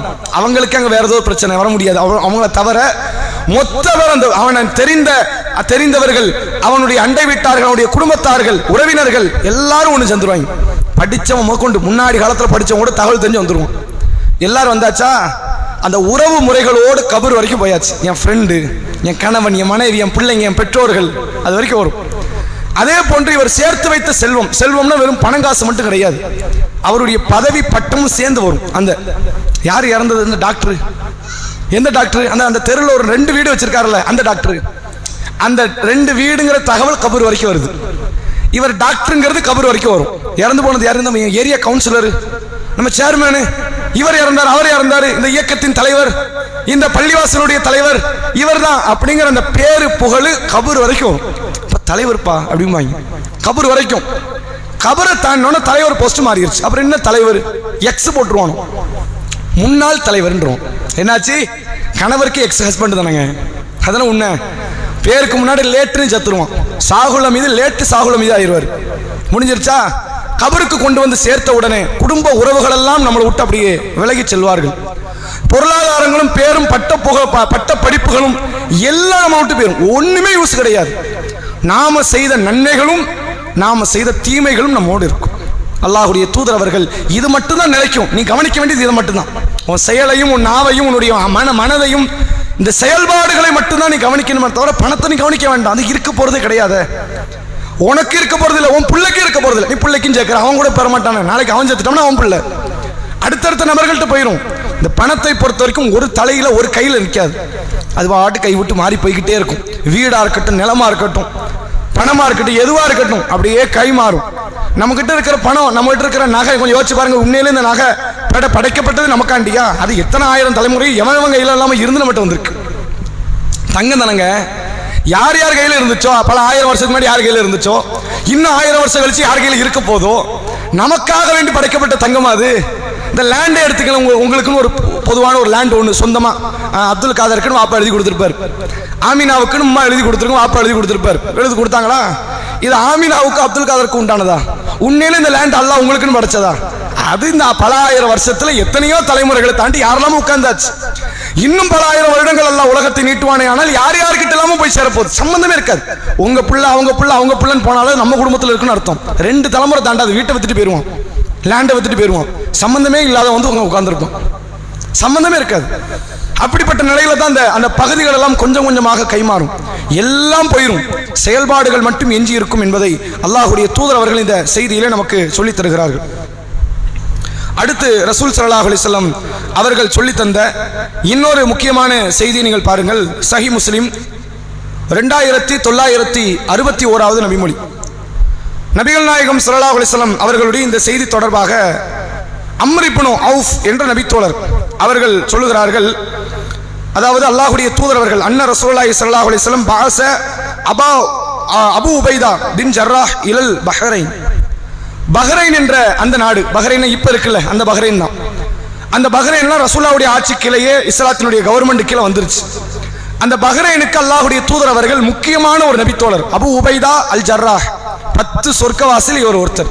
ரசூலா 10 பேர் சொர்க்கவாசி பட்டியல் போட்டாங்க. அபூபக்கர், உமர், உஸ்மான், அலி, தல்ஹா பின் உபைதுல்லா, அப்துர் ரஹ்மான் பின் அவுஃப். அதுல ஒருவர் யார்? அபூ உபைதா அல் ஜர்ராஹ் என்ற நபித்தோழரை அல்லாஹ்வுடைய தூதர் அவர்கள் ஜக்காத் வசூலிப்பதற்காக, பஹ்ரைன் என்ற அந்த பஹ்ரைனுக்கு வேற ஒரு ஆளுநர் இருக்கிறார். அவர் அங்கிருந்து ஜக்காத் எல்லாம் வசூலிப்பார். வசூலித்து அங்க இருக்கிற ஏழைகளுக்கு கொடுத்து மிச்சம் இருக்கும்ல, மிச்சத்தை கொண்டு வர்றதுக்கு, அந்த மிச்சத்தை கொண்டு வருவதற்காக பஹ்ரைனை நோக்கி அபூ உபைதா அல் ஜர்ராஹ் ரதியல்லாஹு அவர்களை அனுப்பி வைக்கிறாங்க. யதி பி ஜிஸியத்திஹா, அங்கிருந்து ஜக்காத்தை, ஜிஸியா என்ற வரியை பொறுத்தவரை இது வந்து நிறைய மக்களால் தவறாக புரிந்து கொள்ளப்படுகிறது. ஜிஸியான என்ன அப்படின்னா, மாற்று மதத்தவர்களுக்கு இஸ்லாமிய கவர்மெண்ட் போடுற வரி. நீ மாற்று மதத்தவன் என்பதனால போடுற வரி கிடையாது. நல்லா தெரிஞ்சுக்கணும். ஒரு கவர்மெண்ட் நகரம்னா குடிமக்கள் எல்லாருமே வரி கொடுத்தா மட்டும் தான் நகரும். இப்ப நம்ம எல்லாம் வரி கொடுக்கிறோம் அப்படித்தானே. சாதாரண பிஸ்கட்டுக்கு ஒரு வரி, தங்க பிஸ்கட்டுக்கு ஒரு வரி. சாதாரண பிஸ்கட்டுக்கு எவ்வளவு ரூபா? 100 ரூபாய்க்கு பிஸ்கட் வாங்குறீங்கன்னா 18 ரூபாய் ஜிஎஸ்டிக்கு மட்டும் போகும். தங்க பிஸ்கட் வாங்குறீங்க அப்படின்னா 1 கோடி ரூபாய்க்கு நீங்க கொடுக்குறீங்கன்னா 3 லட்சம் ரூபாய் மட்டும் தான் ஜிஎஸ்டிக்கு போகும். 97 லட்சம் ரூபாய் அந்த பொருளுடைய மதிப்பு நீங்க பெறலாம்.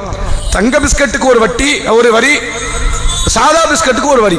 இந்த வரியில இருக்குல்ல, சாமானியன் மக்களை மட்டுமே நெருக்கடி தரக்கூடிய வகையில் வரியை போட்டு நம்முடைய ஊதியத்தில் ஒரு 30% 40% வரியில போயிடும். அப்படித்தான் வரி பிடிக்கப்படுகிறது, வரி கொடுக்கப்படுகிறது. ரசூலுல்லாஹ் போட்ட வரி இருக்குல்ல, ஜக்காத்தை விட ஜிஸியா வரி கம்மி. நான் முஸ்லிம், ரசூலுல்லாஹ்வுடைய ஆட்சி காலத்தை நான் இருந்தா 100க்கு 2 ரூபா 50 காசு நான் கொடுக்கணும். நான் ஒருவேளை காஃபிராக இருந்தால், அந்த அவன் முஸ்லிமா இருந்தவன் கொடுத்தானே 2 ரூபா 50 காசு, அவனை விட நான் கம்மியா கொடுக்கணும். அவன் ஏன் கொடுத்தான்? அவன் இஸ்லாமிய கவர்மெண்ட் கீழே இருக்கிற முஸ்லீம் என்பதனால் கொடுத்தான். நான் ஏன் கொடுத்தேன்? இந்த கவர்மெண்ட் நல்லபடியாக நடக்கணுங்கிறதுக்காக நான் கொடுத்தேன். 2 பேருமே கொடுத்ததுக்கு தான், கவர்மெண்ட் நல்லபடியாக நடக்கணும். ஆனால் முஸ்லிமுக்கு போடப்பட்ட ஜக்காத்தை போன்று மாற்று மதத்தவர்களுக்கு போடப்பட்ட ஜிஸியா ஒன்று கிடையாது. வரி கொடுக்கணும், நாடு ஓடாது.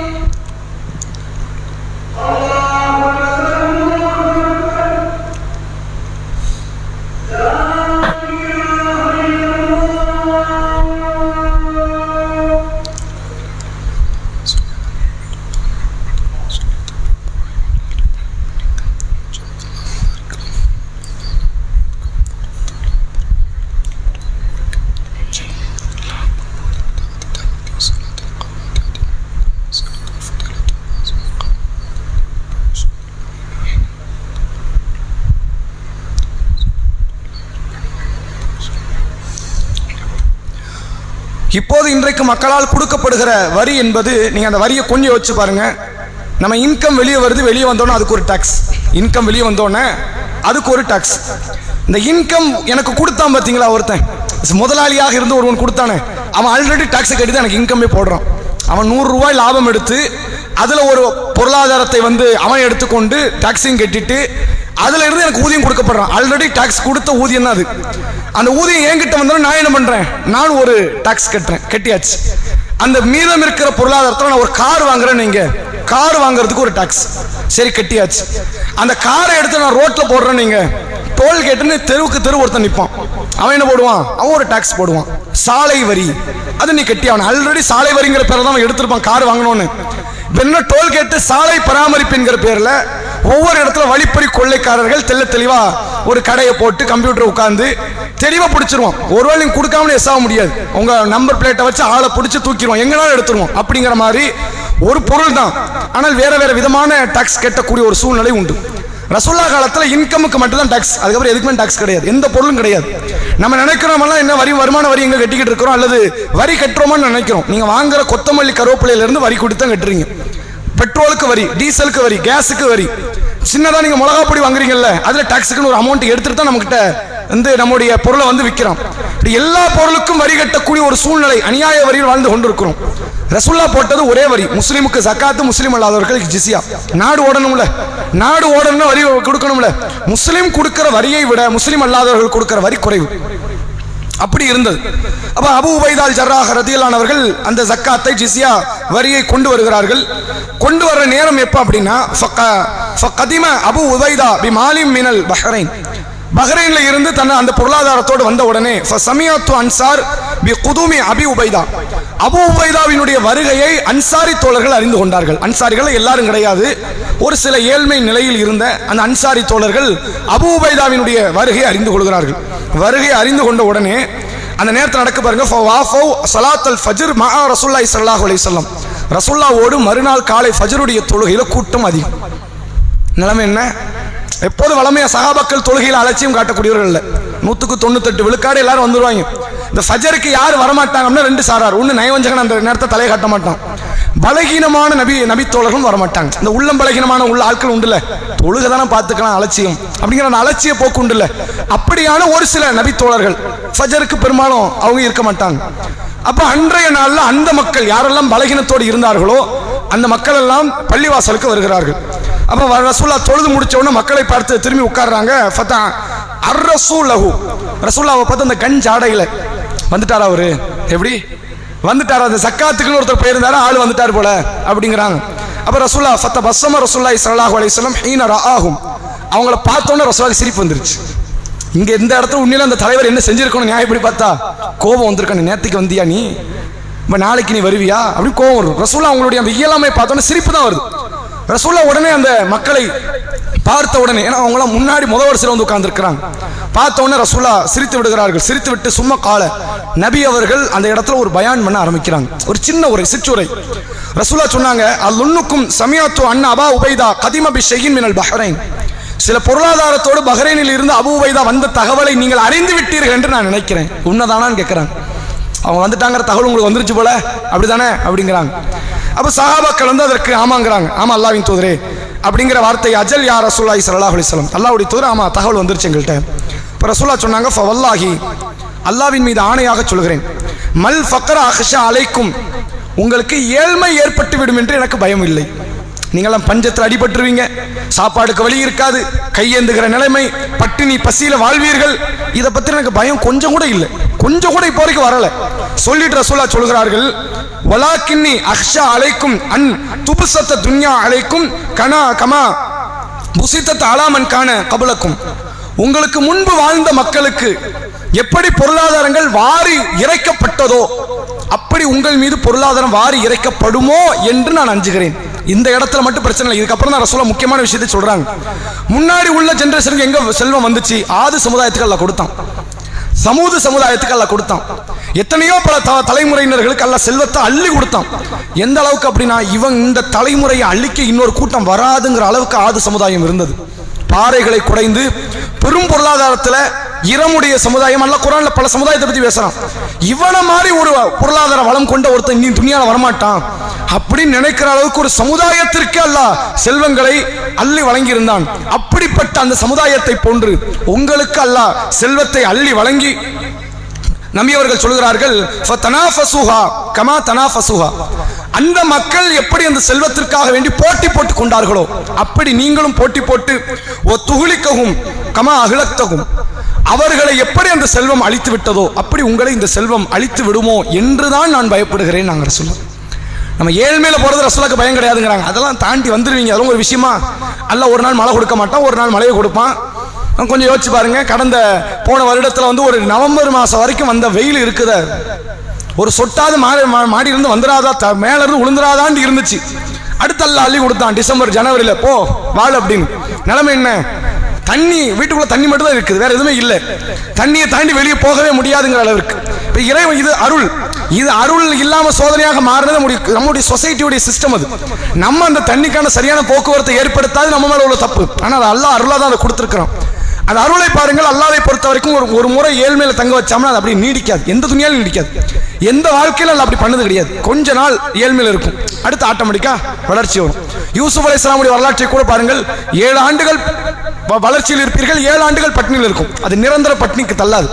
ஒரு காலத்திலும் ஒரு இடத்தையும் அல்ல நிரந்தரமான ஒரு அழிவை நோக்கி தள்ள மாட்டாங்க. பெங்களூர்ல நீங்க பார்க்கலாம் என்ன அளவுக்கு தண்ணி பஞ்சம் அப்படின்னா, கார் வாஷ் பண்ணதுக்கு கைது பண்ணிடுவோம். கார் வாஷ் பண்ணக்கூடாது. செடிகளுக்கு கூட ஒரு குறிப்பிட்ட அளவு தான் தண்ணி ஊற்றணும். தண்ணி பெரிய அளவில் டிமாண்ட்ல இருந்துச்சு இந்த இப்ப சமீபத்தில் பெங்களூர்ல. இப்ப அங்க மழை பெஞ்சு அந்த இயல்பு நிலை மாறிடுச்சு. அந்த பழைய நிலைக்கு அந்த மக்கள் திரும்பி விட்டார்கள். உலகத்தினுடைய யதார்த்தமே அப்படித்தான். எங்க எவ்வளவு பெரிய பஞ்சம் வரட்டுமே அந்த பஞ்சத்தை தடந்த ஒரு நிம்மதியான வாழ்க்கை அந்த மக்களுக்கு அல்லாஹ் தருவான். ஆனா ரசூல் என்ன சொல்றாங்க தெரியுமா? எனக்கு நீ ஏழ்மையில விழுந்துருவன்னு கூட கவலை கிடையாது. ஒரு நாள்ல விழுந்த, ஒரு நாள் வந்துருச்சு பணம், நாளைக்கு விழுவேன், நாளை கழிச்சு வரத்தான் செய்யும். பணம் இன்னைக்கு இருக்கும், நாளைக்கு போகும், மறுநாள் வந்துடும். நான் எனக்கு என்ன பயம் தெரியுமா? அல்லாஹ் முன் சென்ற தலைமுறையினர்களுக்கு கொடுத்ததை போன்ற செல்வத்தை உங்களுக்கு கொடுத்து, அவர்கள் போட்டியிட்டதை போன்று நீங்கள் போட்டியிட்டு, அவர்கள் அழிந்ததை போன்று நீங்கள் அழிந்து விடுவீர்களோ என்றுதான் எனக்கு பயம். அப்படி போய் சேர்ந்துடாதீங்க. அப்படி போனா திரும்பி மீள முடியாது. பணம் கொஞ்சம் கூட வந்துட்டுனா கிடைக்கிற மிதப்பு இருக்குல்ல, அந்த மிதப்புல இருந்து உன்னால் திரும்பி வர முடியாது. அப்போ உன்னுடைய முழு டார்கெட் என்னவா தெரியுமா இருக்கும்? கொஞ்சம் யோசிச்சு பாருங்களேன். 10,000 கூட ஊதியம் பெறாத ஒருவன், 10,000 கூட இப்போதைய இந்த கால சூழ்நிலையில் 10,000 ஒரு அட்லீஸ்ட் அமௌண்ட். அது இருந்தால் தான் கொஞ்சமாவது ஒரு நாகரிகமாக ஒரு வண்டி ஓட்ட முடியும் குடும்பத்தை. 10,000 ஒருவனுக்கு இருக்குன்னு வைங்க. அவனுக்கு குறைஞ்சபட்ச என்ன தெரியுமா இருக்கும்? 15 வந்துச்சுன்னா லைஃப் செட்டில்ன்றோம். 15 வந்தா லைஃப் செட்டில். இவன் 10ல் இருக்கிறதா நல்லது. இவன் எதில் இருக்கிற நல்லது? 10லேயும் வாழ்க்கையில் போயிட்டா இவனோட ஆசைலாம் அந்த 5 மட்டும் தான் இருக்கும். 5 மட்டும் கிடைச்சிடாத, 5 மட்டும் அதுலேயே வண்டி ஓடிடும். 15க்கு வந்தோன்னா அடுத்து என்ன ஆகும்? 25 வந்தா நல்லா இருக்கும். ஒரு 10 கூட்டிட்டு நீங்க லைஃப் செட்டில். அதுக்கப்புறம் எந்த ஆசையுமே கிடையாது, எந்த கனவு லட்சியம். 25 வரும், 40 வந்துருச்சுங்க. ஒரு 15 வந்துருச்சுன்னா இதோட கடன் முடிஞ்சிருச்சு. அப்படிதான் வெளிநாட்டுக்கு போறது. ஒரு சஃபர்னு போவாங்க, சஃபர்லேயே வஃபாத். உள்ள வராது எப்படின்னா, போகும்போது ஹயாத்தா ஃபிளைட்ல இருந்து வரும்போது வஃபாத் ஆகி பெட்டியில வந்து இறங்குற நிலைமை தான் பலருக்கும் உண்டு. அப்போ ஒரு சஃபர்னு போறவங்களுடைய நிலைமை தான். இந்த ஒரு பயணம் போதும், 2 பயணம் போதும், 3 பயணம் போதும், புள்ள பிறந்தோன்னு வந்துருவான்றாரு. புள்ளைக்கு புள்ள பிறந்தோன்னு வரமாட்டார். இன்னும் கொஞ்சம் பேத்திமார்களுக்கு ஏதாவது சேர்த்து கொடுக்கணும்ல. அந்த ஆசை எண்ணம் கொஞ்சம் வந்தா போதும், கொஞ்சம் வந்தா போதும். அந்த கொஞ்சத்துல நீங்க நின்றுட்டீங்கன்னா உங்களுக்கு என்ன பெரிய நெருக்கடி? 10 ரூபா நீங்க சம்பாதிப்பீங்க, ஒரு 5 ரூபா கூட வந்தா போதுங்கிற அந்த எண்ணம் இருக்குல்ல. அங்க நெருக்கடியே ஒரு 5 மட்டும்தான். ஆனா 40க்கு போன உடனே அடுத்த ஆசை 80ல தான் போய் நிற்கும். இப்ப எவ்வளவு ஆசை வந்துருச்சு? 40,000 ரூபா. 1 லட்சம் போனா 2 லட்சம், 5 லட்சம் போனா 10 லட்சம். இந்த ஆசை கூடும். அப்ப மார்க்கத்தினுடைய உணர்வை இழந்து, மார்க்கத்தினுடைய வழிபாட்டை இழந்து அந்த போட்டி போடுகிற தன்மை வரும். வாழ்வாதாரத்திற்கு தேடுகிற ஒரு காலம் போய் என்றைக்கெல்லாம் உங்களுக்கு செல்வத்தை கூட்டுறான்னு அடுத்து போட்டி போட ஆரம்பிப்பீங்க. என்ன அன்னைக்கு என்ன பேசுன, நீ கொஞ்சம் கடன் கட்டுறதுக்கு நீ என்ன சொன்ன அப்படின்னு ஆயிடுவான். நேற்றுக்கு வரைக்கும் அவனுடைய நிலைமை என்ன? கொஞ்சம் வாழ்ந்துட்டா போதும்பா, வயிற்ற கழுவிட்டா போதும்பான்ருவான். கொஞ்சம் கையில பணம் வந்ததுக்கு அப்புறம் பாப்பமா, நீயா நானான்னு பாப்பமா, என்ன 1 வருஷமா நீ வீட்டை கட்டிக்கிட்டு இருக்கிற, பணம் இல்லையா, நான் அடுத்த 1 மாசம் வெட்டி முடிக்கட்டுமான்றோம். அடுத்தவன்ட்ட போட்டி, இன்னொரு வீடு கட்ட வாங்குமா, இவன் கூட நின்று போட்டி போடுறதான். சரி, இவனையெல்லாம் தாண்டியாச்சு, பீட் பண்ணியாச்சு. அடுத்து என்ன? ஊர்ல இருக்கிற பெரிய பணக்காரன் வம்புக்கு இழுப்பான். அவன் பணக்காரன், பரம்பரை பணக்காரனா இருப்பான். இவன் இப்பதான் வளர்ந்து வந்திருப்பான், அவன் கூட போட்டி. அவன் என்ன பெரிய ஆளு, அவன் என்ன ஒரு 40 வீடு வச்சிருப்பானா, அடுத்து பாக்குறியா நான் 50 வீடு கட்டவா அப்படின்னு. அந்த போட்டிக்கு மேல போட்டி போய் உலகத்தின் பெரும் பணக்காரன் நீங்க நிக்கலாம். இன்னைக்கு முக்கியமா அவனோட தான் சண்டை நடக்குது. இங்க நமக்குள்ள நடக்கிற சண்டைலாம் ஒண்ணுமே கிடையாது. டெஸ்லா நிறுவனத்துக்கும் அமேசான் நிறுவனத்துக்கும் தான் சண்டை. எலான் மஸ்குக்கும் அமேசானுடைய முக்கியமான அந்த அந்த அமெரிக்கா, அதாவது அமேசானுடைய அந்த எம்டிக்கு மட்டும் தான் சண்டை, யார் ஃபர்ஸ்ட் யார் செகண்ட். இப்போ இங்க இருந்து 2 பேர் கிளம்புறோம், 2 குஜராத்தி, அம்பானி அதானி, நாங்க பாத்துருவோமா நீயா நான் பாத்துருவோமா அப்படின்னு. இவனுக்குள்ள பிரச்சனை என்ன, உனக்கு போதுங்கிற அளவுக்கு பணம் இருக்கு. இந்த பணத்தை வச்சு இந்தியாவில் ஒரு மாநிலத்தை உன்னால விலை கொடுத்து வாங்க முடியுங்கிற அளவுக்கு, ஒரு மாநிலத்தை, மாவட்ட ஊரை சொல்லல, ஒரு மாநிலத்தை விலை கொடுத்து வாங்குற அளவுக்கு இவன் பணம் இருக்கு. ஆனா நிலைமை என்ன, அவங்க கூட சண்டை போடணும், அவங்க கூட சண்டை போட்டு பீட் பண்ணணும். இவனால் ஒரு பிரதமரை விலை கொடுத்து வாங்குற பொருளாதாரம் வச்சிருக்கான்.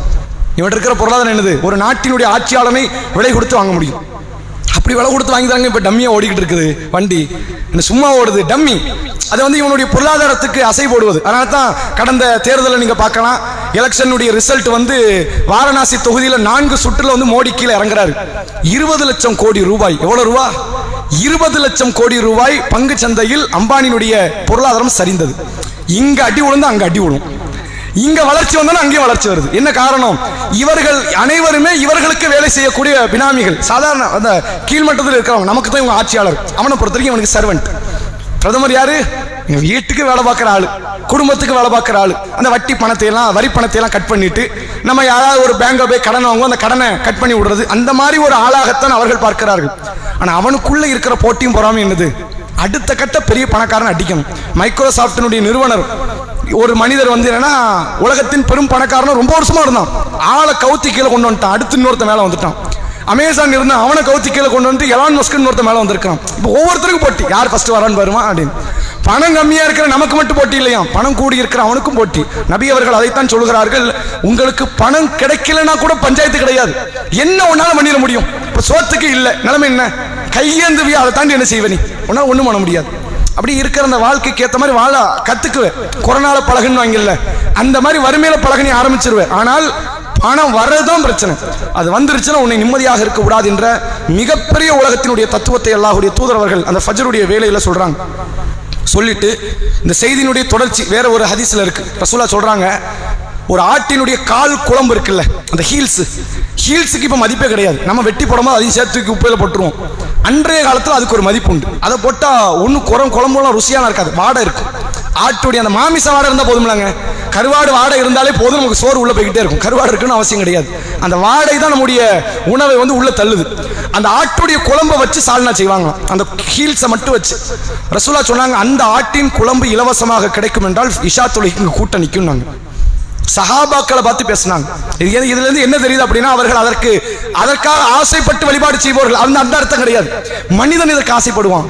மனிதனுடைய பண்பு என்ன, ஒரு பொருள் இலவசமா கிடைக்கினா போதும், பினாயில்னாலும் வாங்கி வச்சிருவோம். ஏன்னா உனக்கு தேவையே கிடையாது, இல்ல நான் வாங்கி வச்சுக்கிறேன், சம்பந்தமே இருக்காது. அந்த பொருளுக்கு உனக்கு ஏதாவது தெரியுமா, இல்ல தெரியாது. இப்போ கார் ஒன்று ஃப்ரீன்னு வைங்க, ஒரு பேச்சுக்கு டிரைவிங் தெரியாதவனுக்கு ஃப்ரீனா கூட வாங்கி வைப்போம். உனக்கு தான் டிரைவிங் தெரியாத, இருண்டு போட்டுமே, வீட்டில் சும்மா நிக்கட்டுமே, உனக்கு என்ன வந்துச்சு, அந்த ஆசை இருக்குல்ல, அந்த பொருள் இவனுக்கு சம்பந்தமே இருக்காது, ஆனால் பெற்றுக்கொள்ள வேண்டும் என்ற ஒரு மனநிலை மனிதர்கள்ட்ட வரும். ரசூலுல்லாஹ் சொன்னாங்க, இந்த பொருள் ஆட்டினுடைய கால் குழம்பு இலவசமாக கிடைக்கும் என்றால் ஜமாத்து தொழுகைக்கு நீங்கள் ஆஜராகி விடுவீர்கள். சஹாபாக்களை பார்த்து அல்லாஹ்வுடைய தூதர் அவர்கள் சொன்னார்கள்.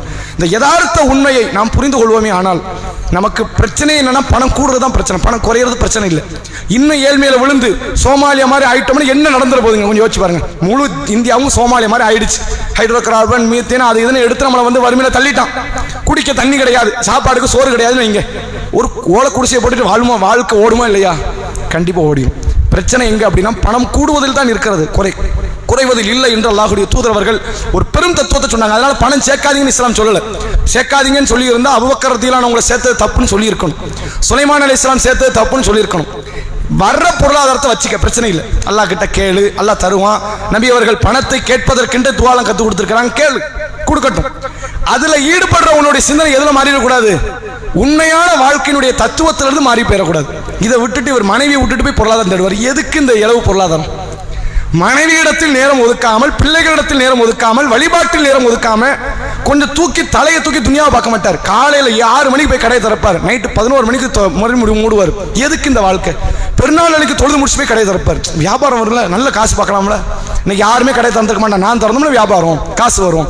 இப்படி ஒரு வாழ்க்கை வேணுமா? இது அவசியமே கிடையாதுல்ல.